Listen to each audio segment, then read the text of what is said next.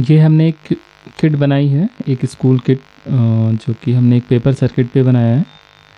और इस सर्किट में हमने ए स्टेबल मल्टी वाइब्रेटर को बनाया है। यानी मल्टी वाइब्रेटर का मतलब क्या होता है कि जो भी सर्किट है हमारी वो वाइब्रेट होती रहेगी, और ए स्टेबल मीन्स कि वो कभी स्टॉप नहीं होगी। फॉर एग्जांपल यहाँ पे हमने 2 एलईडीज लगाई हैं, तो दोनों कंटिन्यूसली ए स्टेबल मोड में ऑपरेट होंगी, यानी कंटिन्यूसली ब्लिंक करती रहेंगी। इस सर्किट को बनाने के लिए आप ये सारे कंपोनेंट्स प्लस ये लेआउट हमसे ऑनलाइन ले सकते हैं। kidsguru.com वेबसाइट पे आप जाएंगे, वहाँ पे ये आपको इसकी डिटेल मिल जाएगी, जहाँ से आप हमसे इसे परचेज कर सकते हैं। इसमें आपको सारे कंपोनेंट्स साथ में एक लेआउट दिया जाएगा, और जो भी रिक्वायर्ड मटेरियल रीडिंग मटेरियल्स हैं वो भी आपको मिलेंगे साथ में। इस सर्किट को हमें कैसे बनाना है और कौन से कंपोनेंट्स की क्या वैल्यूज़ हैं, वो सारी चीज़ें आपको प्रोवाइड की जाएंगी। और एक वीडियो ट्यूटोरियल और मिलेगा आपको, जिसमें ये डिस्क्राइब किया गया है कि पेपर सर्किट को कैसे हम बना सकते हैं इजीली कंपोनेंट्स का यूज़ करके। ये जो भी कंपोनेंट्स आपको दिख रहे हैं ये सारे आपको मिलेंगे, तो उस वीडियो को देखने के बाद आप इसको बहुत आराम से बना सकते हैं। और इस ट्यूटोरियल में हम टेक्निकल स्पेसिफिकेशन को डिस्कस करेंगे, यानी टेक्निकली हमारी सर्किट कैसे वर्क कर रही है, और जो भी कंपोनेंट्स लगे हैं उनकी क्या वर्किंग है, कैसे ऑपरेट हो रहे हैं, और कौन कौन से कंपोनेंट्स लगे हैं उनको चेक कैसे करते हैं मल्टीमीटर के थ्रू। वो सारी चीज़ें भी हम देखेंगे अपने इस वीडियो में। तो सबसे पहले हम शुरू करते हैं कंपोनेंट्स के डिस्क्रिप्शन से। यहाँ पे जितने भी कंपोनेंट्स लगे हैं आप देख सकते हैं, उसमें ये 9 वोल्ट बैटरी है, स्विच है, रेजिस्टेंस है, कैपेसिटर, ट्रांजिस्टर, एलईडी, ये रेजिस्टेंस है दोनों, ये ट्रांजिस्टर है। तो पहले हम एक एक करके सारे कंपोनेंट्स के बारे में थोड़ा डिस्क्राइब करते हैं। ये एक 9 वोल्ट की बैटरी है जो कि एक डीसी पावर सप्लाई की तरह वर्क कर रही है, यानी डीसी 9 वोल्ट का डीसी पावर सोर्स इससे आ रहा है जो कि हमारे सर्किट में फ्लो करेगा। यहाँ पे एक हमने स्विच लगा रखा है, ऑन ऑफ स्विच, जो कि पावर सप्लाई को ऑन या ऑफ करने के लिए यूज़ किया जाएगा। इसमें आप सारे कंपोनेंट्स को मल्टीमीटर से चेक भी कर सकते हैं। फॉर एग्जांपल अगर आपको चेक करनी है कि आपके पास जो बैटरी है वो चार्ज है कि नहीं, तो मल्टीमीटर से आप बहुत आराम से चेक कर सकते हैं। यहाँ पे आप देख सकते हैं हमने DC 20 वोल्ट की रेंज में रखा है, और इसी टाइम पे अगर हम वोल्टेज चेक करेंगे तो 9.15 यानी 9 वोल्ट की बैटरी है, तो ऑलमोस्ट 9 वोल्ट वोल्टेज हमें मिल रहा है। इट मीन्स कि हमारी बैटरी बिल्कुल चार्जड है, कोई प्रॉब्लम नहीं है उसमें। इसके अलावा ये स्विच है, स्विच पावर सप्लाई को ऑन या ऑफ करने के लिए यूज़ किया जाता है। तो आप इसमें डिफरेंट पॉइंट्स पे अगर वोल्टेज भी चेक करते जाएंगे तो स्विच को भी चेक कर सकते हैं। फॉर एग्जांपल इसमें जो भी फ्लैग्स आपको दिख रहे हैं V0, V2, V4, V3, ये सारे वोल्टेज पॉइंट्स हैं, यानी जितने भी फ्लैग्स आपको दिख रहे हैं उन सबको V0 के रेस्पेक्ट में वोल्टेज हम चेक करेंगे। यानी V0 हमारा कॉमन पॉइंट कहलाता है, जहाँ का भी वोल्टेज हमें चेक करना है वहाँ पे मल्टीमीटर का रेड वाला टर्मिनल हम रखेंगे, और ब्लैक वाला जो टर्मिनल हमेशा ही V0 पे कनेक्टेड रहेगा। तो V0 वाला पॉइंट हमारा ये वाला है, और आप बैटरी पे देखेंगे तो ये वाला पॉइंट हमारा V0 है। यहाँ पे प्लस लिखा हुआ है, ये पॉजिटिव है, और ये माइनस वाला नेगेटिव है। तो इसी के रिस्पेक्ट में हर पॉइंट पे हम वोल्टेज चेक करेंगे। फॉर एग्जांपल आपको यहाँ का वोल्टेज चेक करना है, V2 चेक करना है अगर, तो V2 वाले पॉइंट्स ये भी हैं, ये भी हैं, ये भी हैं, ये भी हैं, सारे V2 हैं। तो हम किसी भी V2 पॉइंट पे वोल्टेज चेक कर सकते हैं। तो जब हम इसे ऑन करेंगे तो आप देख सकते हैं यहाँ पे हमने वोल्टेज चेक किया, तो जो भी सप्लाई आ रही है वो, जो भी हमने सप्लाई लगा रखा है वो आप देख सकते हैं कि यहाँ पे इसे मिल रहा है, यानी स्विच हमारा सही वर्क कर रहा है।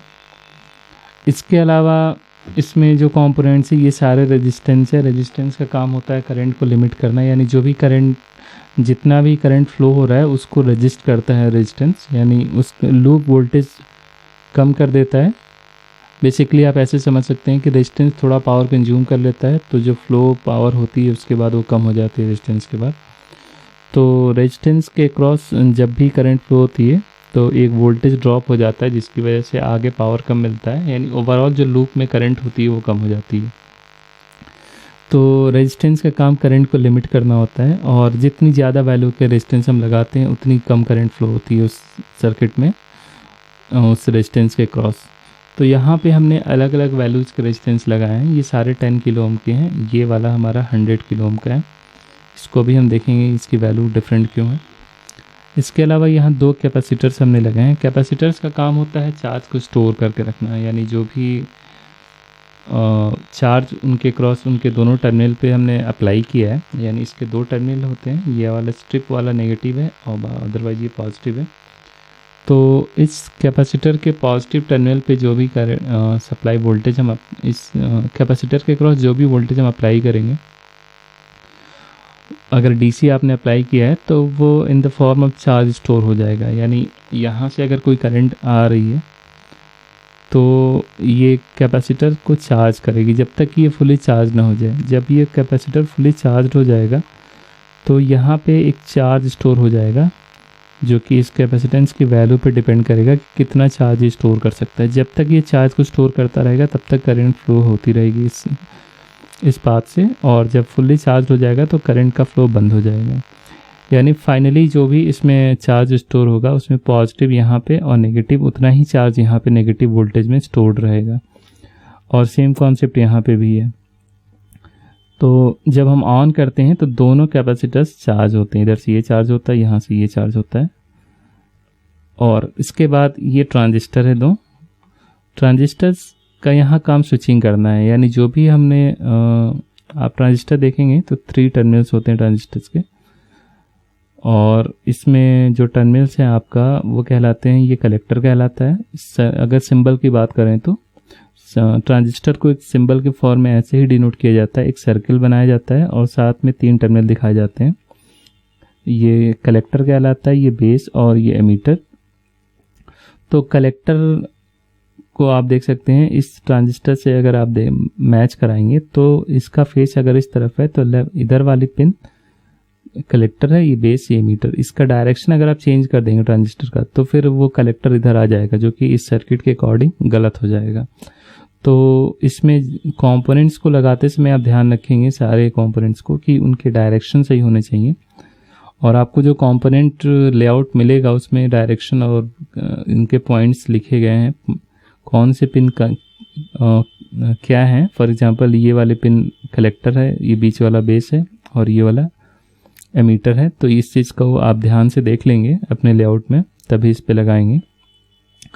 तो इसमें इस ट्रांजिस्टर की एज स्विचिंग प्रॉपर्टी ये होती है कि जब इसके बेस पे कोई करंट फ्लो करती है तो इसका कलेक्टर और एमीटर दोनों टर्मिनल आपस में कनेक्ट हो जाते हैं। आप ऐसे समझ सकते हैं, बेसिकली जो भी बेस पे करंट फ्लो होती है उसी के प्रोपोर्शनल एक करंट फ्लो होती है कलेक्टर से एमीटर पे। ये करंट जितनी ज़्यादा होगी उतनी ज़्यादा करंट इधर फ्लो होगी, और एक सैचुरेशन लेवल पे चला जाता है जब ट्रांजिस्टर, तो मैक्सिमम करंट जो फ्लो होती है वो फिर इंडिपेंडेंट ऑफ बेस करंट हो जाती है, यानी वो मैक्सिमम करंट, उससे ज़्यादा करंट फ्लो नहीं हो सकता।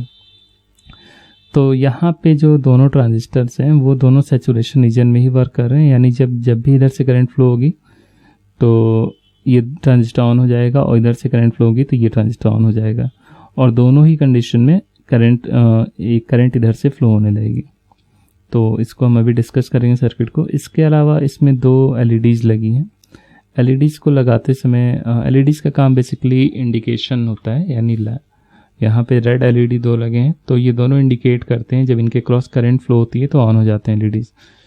तो एलईडी को लगाते समय हमें ध्यान रखना है कि करंट जब भी एलईडी के क्रॉस फ्लो करती है वो हमेशा ही कलेक्टर से एमीटर की तरफ एनोड से कैथोड की तरफ फ्लो करती है।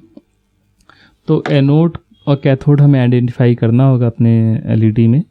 यहाँ पे सिंबल में आप देख सकते हैं ये वाली जो लाइन है, ये वाली लाइन इंडिकेट कर रही है कैथोड को, और ये ट्रायंगल का ये वाला टर्मिनल एनोड को इंडिकेट कर रहा है। तो ये एनोड है, ये कैथोड है, ये एनोड और ये कैथोड। तो इससे आप समझ सकते हैं कि एलईडी हमारी किस डायरेक्शन में लगेगी। एलईडी के जो 2 टर्मिनल होते हैं, जो बड़ा वाला होता है वो एनोड कहलाता है, छोटा वाला कैथोड कहलाता है। तो इसको लगाते समय हमें ध्यान रखना है कि एनोड और कैथोड सही डायरेक्शन में लगे, यानी एनोड इधर होना चाहिए, कैथोड इधर होना चाहिए, दोनों ही एलईडीज़ की कंडीशन में।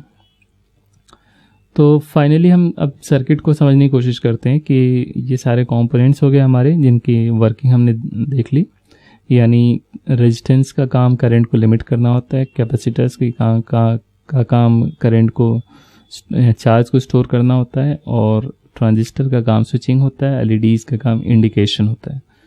तो फाइनली हम देखते हैं कि हमारी सर्किट क्या वर्क करेगी और कैसे। थोड़ी देर के लिए जूम करते हैं कि ये ट्रांजिस्टर ऑन है हमारा, ये ट्रांजिस्टर ऑफ है। तो जब ये ट्रांजिस्टर ऑन है तो एक करंट इधर से फ्लो होगी, और जब ये ऑन है तो अगर ये ऑन, तो ये और ये टर्मिनल आपस में कनेक्टेड रहेंगे। तो इस कैपेसिटर से एक चार्ज, इस कैपेसिटर से एक करंट फ्लो होगी जो कि इस एलईडीज़ को के थ्रू जाएगी, यानी ये एलईडी ऑन रहेगी जब ये ट्रांजिस्टर ऑन है तो।